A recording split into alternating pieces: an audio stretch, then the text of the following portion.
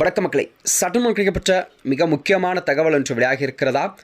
எடப்பாடியின் கோட்டையில் ஓட்டையா?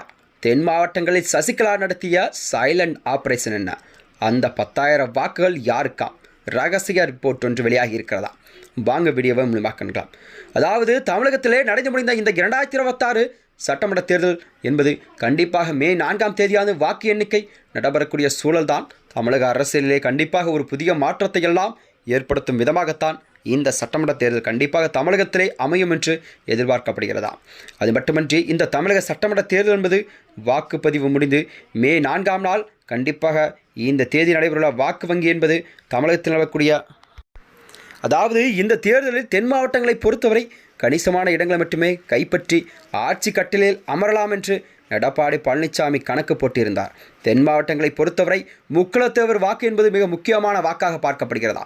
இந்த சமூகத்தின் வாக்கு என்பது கண்டிப்பாக அந்த தொகுதியில், அதாவது சசிகலா அவர்கள் அந்த தொகுதியில் போட்டியிட என்பதால் கண்டிப்பாக முக்குலத்தேவர் வாக்கு என்பது அதிகமாக அவர் கண்டிப்பாக பிரிக்கக்கூடிய வாய்ப்புகள் அதிகமாக இருந்ததாக கூறப்படுகிறதா? இதற்காகத்தான் அமமுகவுடன் கூட்டணி அமைத்து களம் கண்டார். இருப்பினும் சசிகலா திடீரென ஒரு புதிய கட்சியை தொடங்கி வேட்பாளர்களை நிறுத்தியதும் அதிமுகவுக்கு ஒரு பெரும் நெருக்கடியை ஏற்படுத்தியிருக்கிறது. அதாவது சசிகலாவை பொறுத்தவரை சசிகலா தரப்பு வேட்பாளர்கள் வெற்றி பெறும் அளவிற்கு பலமானவர்கள் இல்லை என்றாலும் அதிமுகவின் வெற்றியை தடுக்கும் வாக்கு பிரிப்பாளராக கண்டிப்பாக உருவெடுத்திருக்கிறார்கள். குறிப்பாகவே அதாவது முக்குலத்தோர் தொகுதியில், அதாவது முதுகுலத்தோர் தொகுதியில் அதிமுக வேட்பாளர் மலேசியா பாண்டியனுக்கும் அமைச்சர் ராஜகண்ணப்பனுக்கும் இடையேதான் கடும் போட்டி நிலவுகிறதா?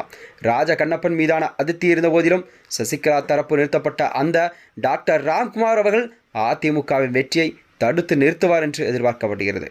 அதாவது ஜாதி ரீதியான வாக்குகளை ராம்குமார் அதிக அளவில் ஈர்ப்பதால் அவர் சுமார் 10,000 வாக்குகள் வரை பெறுவார் என கணிக்கப்பட்டிருக்கிறது. இது எப்படி எடப்பாடி பழனிசாமி தலைமையிலான அதிமுகவுக்கு அந்த தொகுதியில் ஒரு பெரும் பின்னடைவை ஏற்படுத்தி கொண்டிருக்கிறது. அதேபோலதான் திருமங்கலம் மற்றும் சாத்தூர் தொகுதியில் கூட சசிகலாவின் வேட்பாளர்கள் அதிமுகவின் ஓட்டை வாக்கு வங்கியில் கை வைத்துள்ளார்கள். அதனால்தான் தென் மாவட்டங்களை பொறுத்தவரை கண்டிப்பாக இந்த முறை அதிமுக என்பது தென் மாவட்டங்களில் அதிக தொகுதிகளில் கண்டிப்பாக வெற்றி பெறும் என்று எதிர்பார்க்கப்பட்ட நிலையில்தான் சசிகலாவின் வருகை என்பது கண்டிப்பாக அதிமுகவின் ஒவ்வொரு தொகுதியிலுமே அதிமுகவின் வேட்பாளர்களின் ஓட்டுகளை பிரிக்கக்கூடிய சூழல்தான் சசிகலாவின் வேட்பாளர் கண்டிப்பாக அதை கணக்கிடப்பட்டுள்ளதாம். இந்நிலையில்தான் சசிகலாவின் நிறுத்தப்பட்ட ஒவ்வொரு தொகுதியிலும் அவருடைய வேட்பாளர்கள் குறைந்தபட்ச அளவு வாக்குகள் கண்டிப்பாக பெற்றாலும் அது அதிமுகவின் முழுமையான வாக்குகளை இருந்து பிரிக்கக்கூடிய சூழல்தான் தமிழக அரசில் உருவாகி கொண்டிருக்கிறதா?